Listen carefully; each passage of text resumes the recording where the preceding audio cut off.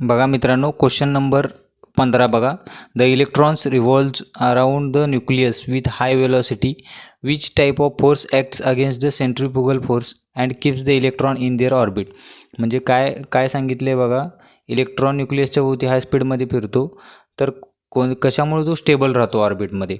तर मित्रांनो, यासाठी आपल्याला अगोदर माहीत पाहिजे की तो इलेक्ट्रॉन स्टेबल का असतो.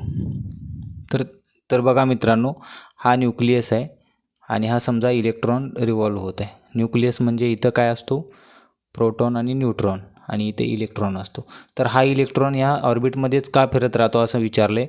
सेंट्रीफ्युगल फोर्स कोणत्या दिशेनं असतो या इलेक्ट्रॉनवर? या दिशेनं असतो तो, समजा सेंट्रीफ्युगल, पी सेंट्रीफ्युगल म्हणू आपण. फोर्स आहे, सॉरी, फोर्स सेंट्रीफ्युगल. आणि हा जो आतल्या दिशेनं असतो तो या प्रोटॉन आणि याच्या अट्रॅक्शनमुळे असतो तो सेंट्रीपिटल म्हणू आपण. सेंट्रीपिटल आणि सेंट्रीफ्युगल. तर असे दोन फोर्स आहेत, दोन बॅलेन्स करतात एकमेकाला. तर यांनी काय म्हटलं, या सेंट्रीफ्युगलच्या अगेन्स्ट कोणता असतो? तर यातला कोणता असतो बघा, हा इलेक्ट्रोस्टॅटिक फोर्स ऑफ अट्रॅक्शन. कोणता असतो मित्रांनो? Electrostatic force of attraction. हा कोण अप्लाय करतं? प्रोटॉन हा इलेक्ट्रॉनवर इलेक्ट्रोस्टॅटिक फोर्स अप्लाय करतो. क्वेश्चन नंबर 16 बघा मित्रांनो. According to free electron theory, electrons in a metal are subjected to dash dash. यामध्ये काय दिलं आहे बघा, according to free electron theory, electrons in a metal are subjected to. मित्रांनो, हे आपण डिस्कस केलेलं आहे. फ्री इलेक्ट्रॉन थिअरीमध्ये इलेक्ट्रॉन्स काय असतात? कॉन्स्टंट पोटेन्शियल असतात. म्हणजे इक्वी पोटेन्शियल मी शब्द सांगितला होता त्याला, इक्वी पोटेन्शियल. लक्षात ठेवा मित्रांनो. त्याच्यामुळे इलेक्ट्रॉन आणि इलेक्ट्रॉनमध्ये कोलिजन होत नाही, हे मी सांगितलं होतं, इलॅस्टिक कोलिजन होतं. Question number 17. Which particles act as a current carrier in a metallic conductor. Metallic कंडक्टरमध्ये कोणता पार्टिकल करंट कॅरियर म्हणून होतात? Electron, holes, electron and holes, none of this. तर बघा मित्रांनो, जर कंडक्टर असेल तर होतात फक्त इलेक्ट्रॉन, ओनली इलेक्ट्रॉन्स लिहावं लागेल. आणि सेमी कंडक्टर असेल तर करंट कॅरी कोण करते? Electrons plus holes. लक्षात ठेवा मित्रांनो. त्यामुळे याचं उत्तर येईल only electrons. Question 18. The lamp shown in the picture is switched on from the moment of switch on. How long does it take for the lamp to glow. म्हणजे यामध्ये काय दिलं आहे, 1 किलोमीटर अंतरावर बल्ब आहे आणि स्विच 1 किलोमीटर त्याच्यापासून दूर आहे. तर हा स्विच ऑन केल्यावर किती वेळ लागेल बल्ब चालू व्हायला? याने उत्तर काय दिलं आहे? 3 second, 1 second, 0.1 second. Practically 0 is 0 because velocity of propagation electrical mode लाईटच्या स्पीडनं ऑन होईल की 3 सेकंदामध्ये होईल, 1 सेकंदामध्ये की 0.1 सेकंद.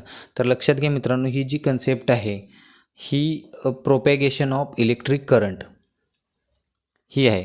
तर प्रोपॅगेशन कसं होतं मित्रांनो बघा, इथे 1 किलोमीटर असू दे किंवा 100 किलोमीटर असू दे, आपल्याला त्याच्याशी फरक पडत नाही. इकडून जर तुम्ही एखादी इलेक्ट्रिकल एनर्जी पाठवली, जर ती सफिशियंट व्होल्टेज असेल, तर ही एकाच वेळी सगळ्या पूर्ण जी लाईन आहे, जेवढी किलोमीटरची लाईन असेल, एकाच वेळी ती लाईनमध्ये प्रोपॅगेट होते एनर्जी. इकडून जर तुम्ही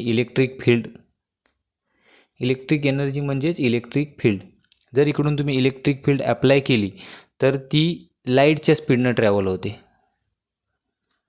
तर ती मित्रांनो लाईटच्या स्पीडनं ट्रॅव्हल होते. स्पीड ऑफ लाईट किंवा speed of electromagnetic wave. Speed of electromagnetic wave.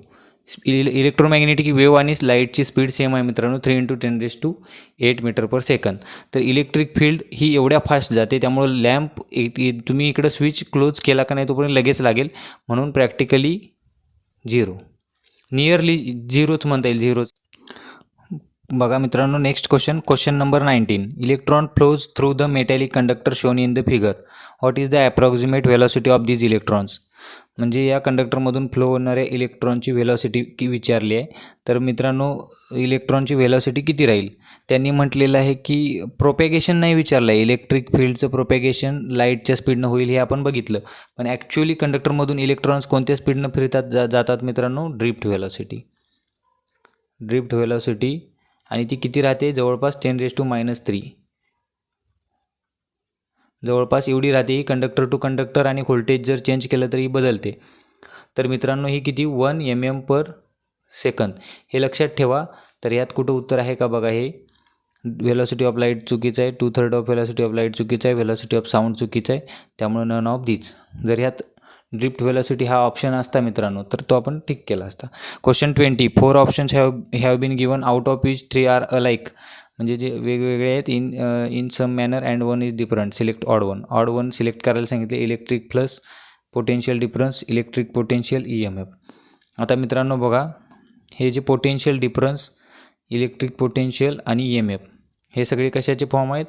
व्होल्टेजचे फॉर्म आहेत. बघा मित्रांनो हे सगळे पोटेन्शियलशी रिलेटेड आहेत, आणि हे जरी इलेक्ट्रिकल असेल तरी फ्लक्स आहे ती, त्यामुळे ही आपली वेगळी होईल. A hot wire supplies 100 kJ in 10 minutes. What is the potential difference in volt across the wire when the current is 2 ampere? काय मी तुम्हाला सांगितलं होतं मित्रांनो, दिलेला डेटा पहिला लिहून घ्यायचा. दिलेला डेटा काय आहे? E = 100 kJ. टाईम किती सेकंदमध्ये घ्यायचा मित्रांनो? 600 सेकंद. आणि काय विचारलं आहे? पोटेन्शियल डिफरन्स V आणि I = 2 एम्पियर दिले. तर मित्रांनो लक्षात घ्या, एनर्जी = पॉवर इंटू टाईम असते. एनर्जी = पॉवर इंटू टाईम, आणि पॉवर काय असते? V × I. तर हे लक्षात ठेवा मित्रांनो. त्यामुळे एनर्जी काय येईल? Energy V × I × T. तर मग याच्यावरून आपल्याला काय काढायचं आहे? V = काय? E/IT. E/IT. मग E किती आहे? 100 × 10⁻³ I किती आहे? 2 × T 600. तर किती येईल बघा मित्रांनो? 1000 / 12. 12×96 40, 12×3 36, 60, 12×5 60, सॉरी 12×96 40, 12×3 36, 40, 12×3 36, 83.3. 83.3 कुठं आहे बघा मित्रांनो? हे question number 22. The relationship between power and current. तर बघा मित्रांनो, पॉवर = काय असतं? V × I असतं, किंवा याला Vला आपण लिहिलं तर इथं I² R येईल. V = I × R असतो. तर बघा मित्रांनो, P is proportional to I². जर तुम्ही हा ग्राफ काढला, जर I² ग्राफ काढला, 1 2 3 4 काढला, तर 1ला इथं 1 येईल, 2ला इथं 4 येईल, 3ला 9 येईल. म्हणजे हा ग्राफ कसा जाईल मित्रांनो? एक्सपोनेन्शियल. तर याचा आन्सर येईल exponential. Question number 23. In an element if a differential charge dq gives a differential energy dw, then rise in potential of charge. तर राईज इन पोटेन्शियल म्हणजेच पोटेन्शियल काढायचं आहे आपल्याला. राईज इन पोटेन्शियल म्हणजे change in potential. Change in potential म्हणजे dv. तर मी मित्रांनो हे सांगितलं आहे dv किंवा dv = काय असतं? dw/dq. Rate of change of work done with respect to charge. Rate of change of work done with respect to charge. यात option number C. Question 24. Which of the following statement about the force between two charges is true. हा Coulomb's लॉवर question विचारलेला आहे. Unlike charges repel होतात, like charges attract होतात, चुकीचं आहे. No force exist between two unlike charges, चुकीचं आहे. Force of repulsion exist between two like charges. Like चार्जेसमध्ये रिपल्शन राहतं. Question number 25. Coulomb's law for a force between electric charges closely resembles with. म्हणजे हा कशाशी ड्युअलिटी मॅच करतो, कशासारखा आहे हा लॉ? तर कोणता? हा याच्यामध्ये कसं आहे? Q1 आणि Q2 ह्या दोघांमध्ये तयार होणारा फोर्स, आणि फोर्स काय दिलेला आहे coulombs लॉमध्ये? Q1 Q2 upon R². हा प्रोपोर्शनल. असाच लॉ कोणता आहे बघा मित्रांनो? न्यूटनचा ग्रॅव्हिटेशनल लॉ असाच आहे. M1 M2 upon R². त्यामुळं न्यूटन्स इथं 2 लॉ दिलेले आहेत. लॉ ऑफ मोशन नाही आहे, Newton's law of gravitation. The curve representing Ohm's law is. Ohm's law मी सांगितलं होतं मित्रांनो. इथं V घेतला आणि I घेतला तर तुमचा काय येते? एक स्ट्रेट लाईन येतो, आणि त्याचा स्लोप किती राहतो? R. सॉरी, इथं V पाहिजे, इकडं I पाहिजे. स्लोप कसा काढतो आपण? हा Vची टर्म ΔV, आणि इथं काय येईल? ΔI. ΔV / ΔI = कॉन्स्टंट येईल, आणि हा स्लोप येईल. तर यालाच आपण R म्हणतो. तर लिनियर येतो. Question number 27. The condition for Ohm's law is that. Ohm's लॉची कंडिशन काय होती, physical parameter should be constant. त्यात कोणते कोणते, टेम्परेचर, ह्युमिडिटी वगैरे जे फिजिकल पॅरामीटर आहेत. Main parameter temperature should remain constant. Which one of the following is the statement of Ohm's law. Ohm's लॉचं स्टेटमेंट काय, व्होल्टेज प्रोपोर्शनल टू करंट हे असं पाहिजे. Voltage is directly proportional to current is proportional to voltage. Question number 29. Ohm's law is applicable to constant variable, constant temperature, variable temperature, any of the option. तर हा फक्त constant temperature असेल तेव्हाच applicable आहे. जर टेम्परेचर बाहेरचं constant नसेल तर हा ॲप्लिकेबल नाही. Question number 30. बाहेरचं किंवा कंडक्टरचं सुद्धा. Question number 30. Determine the current that flows through a 15 ohm resistance when a potential difference between the terminal of the resistor is 60. Current विचारला आहे, काढायला सांगितलं आहे, आर दिला आहे आणि व्ही दिला आहे. तर काय बघा, I is equal to V upon R. Ohm's लॉवर आहे क्वेश्चन. 60 अपॉन 15 4. इथं पर्याय दिलेले नाहीत, मी लिहायचं विसरून गेलो आहे पर्याय, तर हे सोपं असल्यामुळं लिहिले नाहीत. If 750 micro ampere is flowing through 11 kilo ohm of resistance, what is the voltage drop. Voltage drop बघा मित्रांनो, voltage drop is equal to माहीत आहे आपल्याला, V is equal to I into R. I किती आहे, 75 इंटू 10⁻⁻⁶ आणि R किती आहे, 11 इंटू 10⁻³ तर बघा इथं किती येईल उत्तर, 11×5 = 55, 5 11×7 आणि 5 82 इंटू 10⁻³ मग काय येईल 8.25. हे झालं answer. Question number 32. Determine the heat in joules dissipated through a resistor of 15 ohm resistance when 5 ampere current is flowing through the resistor for 8 second. Determine the heat. Heat विचारलं आहे, जूल्स लॉ. जूल्स लॉ काय सांगतो, heat produced in conductor. Heat produced in conductor किंवा कशातही ज्याच्यातून current flow होतो अशा एलिमेंटमधला तयार होणारी हीट इज प्रोपोर्शनल टू काय सांगितलं आहे जूल्स लॉनं, heat is proportional to I²RT. Proportional म्हणण्यापेक्षा इक्विव्हॅलेंटच असते. तर I²RT बघा, आय बघा किती आहे 0.5² इंटू आर किती आहे, आर किती दिलं आहे 15 आणि टी किती आहे 8.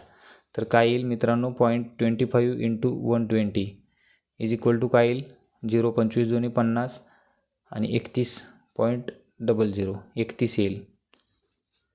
सॉरी 25 × 50 5 25 × 25 आणि 5 30 30.00. Question number 33. Determine the heat dissipated through a conductor of 10 ohm when 1 ampere flowing through the. हे सेम क्वेश्चन आहे, तुम्ही याच पद्धतीनं करू शकता. पुढचा बघा मित्रांनो question number 34. Which one of the following is the correct expression for the heat generated in the conductor. तर जूल्स लॉचं विचारलं आहे, कोणती कंडक्टरमध्ये तयार झालेली हीट काढण्यासाठी कोणता formula I²RT. On which supply does the appliances based on heating effect of electric current work. On which supply does the appliances based on heating effect म्हणजे कोणत्या सप्लायसाठी हिटिंग इफेक्ट आपल्याला यूज करता येतो. त्यासाठी कोणता पाहिजे, तर AC पाहिजे की DC पाहिजे किंवा AC DC दोन्हीवरही हिटिंग इफेक्ट. हिटिंग इफेक्ट काय सांगतो की heating effect is proportional to is equal to I²RT. हे कोणी सांगितलं आहे, जूल्स लॉ आहे. तर AC असो किंवा DC असो, R आणि T तर आपला इंडिपेंडंट आहे, तो कशावर तो काही डिपेंड नाही आहे. I जो आहे हा AC असो किंवा DC असो दोन्हीतही हीट ही प्रोड्यूस होणार आहे, कारण दोन्हीमध्ये कोलिजन होते इलेक्ट्रॉन्सचं, तर त्यामध्ये AC आणि DC दोन्ही येईल. Question number 36. In which of the following appliances is the heating effect use. ह्यापैकी कोणत्या याच्यात हिटिंग इफेक्ट वापरला जातो. मोटरमध्ये नाही वापरत, ट्रान्सफॉर्मरमध्ये, जनरेटर, फर्नेसमध्ये वापरतो. या तिन्हीमध्ये हीट तयार होते, पण ती तयार करण्यासाठी हे इन्स्ट्रुमेंट नाही आहेत, ती त्यामध्ये यूज करत असताना होते, पण हे फर्नेस जे आहे ती हीट तयार करण्यासाठी फंक्शनसाठीच वापरलं जाते. Question 37. In which of the following appliances does the heating effect of current appear as an undesirable side effect. Undesirable side effect जो मला हे सांगायचं होतं 1 2 3, यामध्ये जी हीट तयार होते ती अनडिझायरेबल साईड इफेक्ट आहे. ती नको असते आपल्याला पण तरी होते. असं कशात होते बघा, जिथं नको आहे तरी होते. इलेक्ट्रिक आयरनमध्ये नको असते का, आपल्याला लागते. इलेक्ट्रिक ओव्हनमध्ये पण हीट लागते, इमर्सन हीटरमध्ये पण हीट लागते. व्हॅक्यूम क्लिनरमध्ये हीटची काही गरज असते का आपल्याला, पण तरी तयार होते हीट, गरम होतो व्हॅक्यूम क्लिनर. तर त्यामुळे क्वेश्चन नंबर C अनडिझायरेबल आहे, ती नको असलेली आहे. Question 38. The law that induces EMF and current always the cause which produce it discovered by. The law that induces EMF and current always the cause which produce. Current opposes पाहिजे इथं, sorry लिहायचं राहिलं होतं. Current opposes always the cause which produce it. म्हणजे यात काय सांगितलं आहे, जो EMF इंड्यूस होतो कंडक्टरमध्ये तो कशाला अपोज करतो, always cause of produce it. जो कशामुळे तयार झाला, फ्लक्समुळे असेल किंवा करंटमुळे, कशामुळे जो तयार झाला त्याला अपोज करतो. हे कोणी सांगितले, लेन्झ लॉ, लेन्झनं सांगितलेलं आहे. Question number 39. The direction or polarity of dynamically induced EMF. Direction or polarity दाखवायसाठी इंड्यूस म्हटले. इंड्यूस्ड EMF म्हणजे जनरेटरसाठी कोणता लॉ असतो, फ्लेमिंग्ज राईट हँड रूल. मोटरसाठी फ्लेमिंग्ज लेफ्ट हँड रूल असतो. क्वेश्चन नंबर 40 मित्रांनो. What will be the voltage across resistor R2 in the circuit given below. हा व्होल्टेज डिव्हिजन रूलवरचा क्वेश्चन आहे. तर व्होल्टेज डिव्हिजन रूलनुसार काय आहे, VR2 is equal to total voltage V into R2 divided by R1 plus R2. Total voltage किती आहे, 20 multiply by R2 किती आहे, 40 डिवायडेड बाय 40 प्लस 20 किती येईल, 800 डिवायडेड बाय 60 किती येईल बघा, 18 20 18 13.3. Question number 41. In the electrical circuit diagram as shown below the value of current in 3 ohm resistor. Current division rule आहे. करंट डिव्हिजनमध्ये 3 ओममधला करंट काढायला सांगितलं आहे. तर I is equal to total current, I3 म्हणा, I3 ओममधला आहे म्हणून टोटल करंट इंटू अपोजिटचा रेजिस्टन्स. त्याच्या दुसरा रेजिस्टन्स घ्यायचा, कारण की यामध्ये करंट हा रेजिस्टन्सशी प्रोपोर्शनल नसतो. इथं कसं आहे, व्होल्टेज ह्याच रेजिस्टन्सशी प्रोपोर्शनल असते, V is equal to I into R. पण इथं करंट हा I is equal to V upon R आहे. हे इन्व्हर्सली प्रोपोर्शनल आहे, म्हणून अपोजिटचा रेजिस्टन्स घ्यायचा आणि दोघांची बेरीज खाली लिहायची. तर किती येईल बघा, total 5 into 2 divided by 5 2 ampere. तर धन्यवाद मित्रांनो. असेच नवनवीन व्हिडिओ बघण्यासाठी चॅनलला सबस्क्राईब करा आणि बेल आयकॉन प्रेस करायला विसरू नका. धन्यवाद.